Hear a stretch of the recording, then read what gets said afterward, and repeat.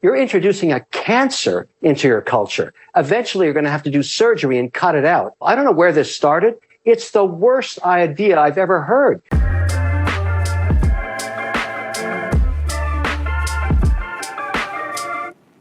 So quiet quitting, a temporary pandemic hangover, byproduct of low unemployment, or a long-term thing?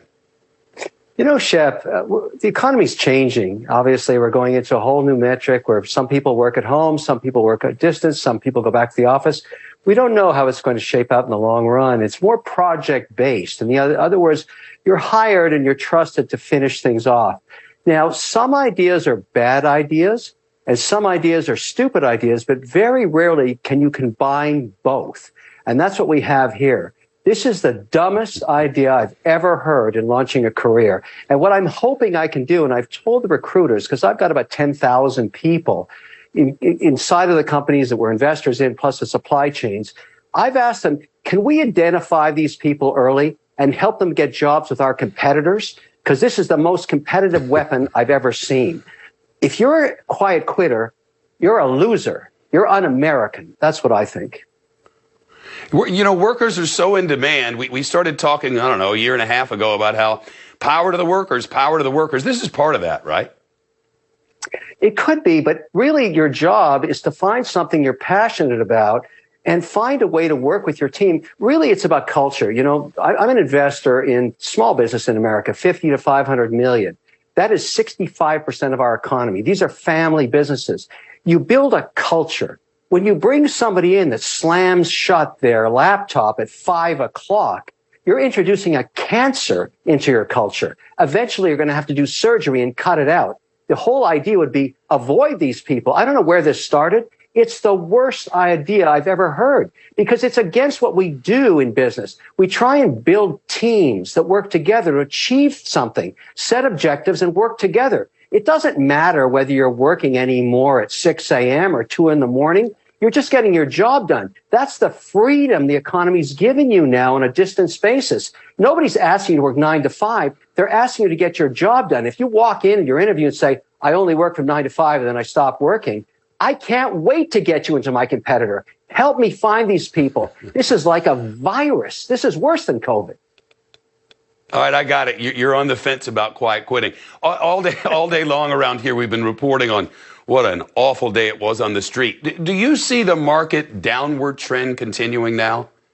Yeah, I do, for a while. I mean, we've really got to adjust to the hawkish comments that Powell made today, and that's okay. I've seen this movie multiple times. Any investor that's invested for more than 20 years has been through multiple cycles like this. And what happens is at the end of the day, you get that jolt down almost 1,000 points. Volatility is really the hallmark of Fed rate hikes. But we have a remarkably strong economy, Shep. And that's because we printed over $6 trillion, and it's still sloshing around out there. The reason we have inflation is we keep printing. So, you know, we've got a lot of bills, keep printing money. We're going to have this problem systemically till we stop doing this. And you can debate the politics of it, but the midterms are coming. And I'm going to make an assumption right now that after the midterms, there'll be no more bills printing any more money. Not that I want to get into politics, but I think we're done doing this now. You know, Fed Chair Powell said more rate hikes are coming. Sounds like more and more are coming until they see inflation is under control. Is that the right move?